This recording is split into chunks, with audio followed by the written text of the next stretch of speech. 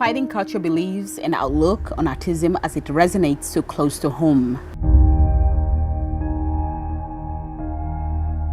A few years back, if you'd asked young Termara what she wanted to be when she grows up, a fashion designer would have been her answer.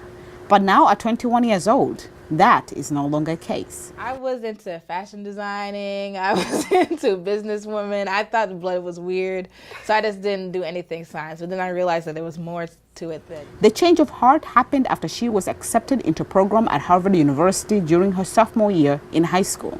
There she realized that there was more into science than dealing with blood. That's when I originally thought I wanted to be a neurologist. But then I was saying that I actually want to be a neuroscientist, that I want to understand what's going on. After high school, Termara was accepted to Howard University on a full scholarship, a path that she credits most of her success on. Being in that type of environment where like everybody's feeding off each other and everybody's trying to succeed in different ways, I think that kind of helped me see that, oh, I can find my own little mold and somebody could try to, I guess, help me foster my dreams. At Howard, Termara enrolled as a bio major in hopes that someday to be a medical doctor. However, that dream was revised after an internship she took at MIT during a summer of her freshman and sophomore year. For example, like we're doing a project that's dealing with trying to understand the imbalance with GABA, which is inhibitory neurotransmitter. There's an imbalance with GABA and glutamate. So glutamate is the excitatory neurotransmitter. So we're just trying to see, like, why do we see this imbalance in people with autism? You see, the medical curiosity the students explored at MIT's summer research program for biology and neuroscience hit right at home for Termara.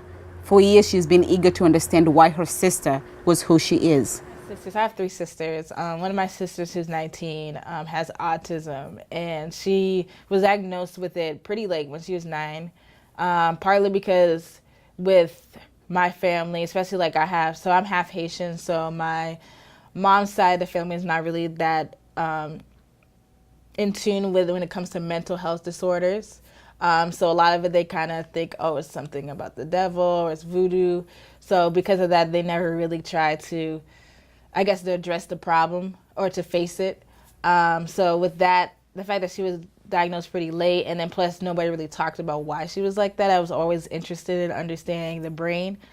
And understand, like, when people have those disorders, like what makes it happen like that. Understanding autism became Termara's area of focus as she made it her mission to help bring change to dealing with autism and, importantly, helping her mother understand it better. Picking your area of studies, going to MIT, conducting more research, tell me how you're able to maybe pass that education to your mom. Like, does your mom understand this more? Have you able to change something within your family? Yeah, I think the good thing is since I've done research on this, a lot of times my mom will ask me what's going on. Like, it's definitely interesting for her to hear me have like scientific evidence of like what is seen with people with autism. So I think a lot of times when I do this research, I always try to like tell her about it, tell my dad about it. This spring, Termara graduated summa cum laude from Howard University, and since then she's been working as a summer research assistant in Rate Lab at Mass General Hospital. Using MR spectroscopy, which is basically measuring the biochemistry or the metabolites in your brain. And we're trying to see if there's reduction in GABA specifically. And GABA, as I was saying, was the inhibitory neurotransmitter involved in your brain, and a lot of times you want the inhibitory and excitatory to be like in a very balanced state and not imbalanced. So we're trying to see right now if we're going to see a reduction in GABA, or if we're going to see maybe just inconsistencies in the way the signal is being sent in the brain. And we're going to compare that with functional data. So functional data, as in we're going to see how the blood flow is, and trying to see like, oh, is this, if they're watching something specifically, like if they're watching a show, does that mean that GABA is increased? So we're trying to use both. Like, not only are we looking at the biochemistry, but we also want to see like the biochemistry in action when they're like watching a video. Like, is the GABA reduced at that time? With her sister in mind, Termara tackles neuroscience. Yeah, according to the Journal of National Medical Association, there are only 2% of Black women that represent doctors in the United States.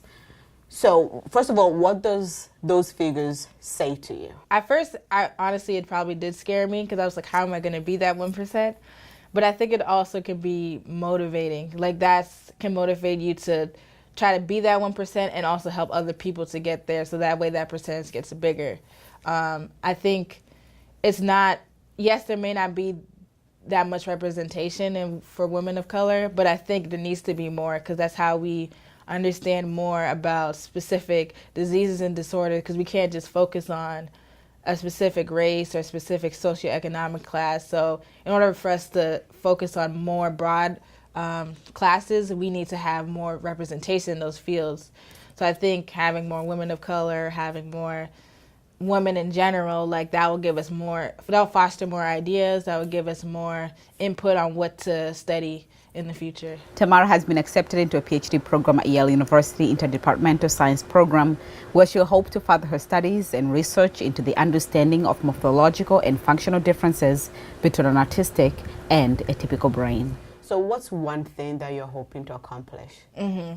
So I hope to be able to publish findings that will be helpful for people who have autism. So like maybe find something that I know that, for example, with the GABA thing, like if we're able to see that, there is an imbalance in GABA, maybe we can find specific drugs that could help like alleviate any symptoms people have with autism, because a lot of times people might have seizures or they might just have a lot of temper tantrums. So I think it's good. I hope to find some type of discovery and be able to use that type of discovery to influence health policies. A lot of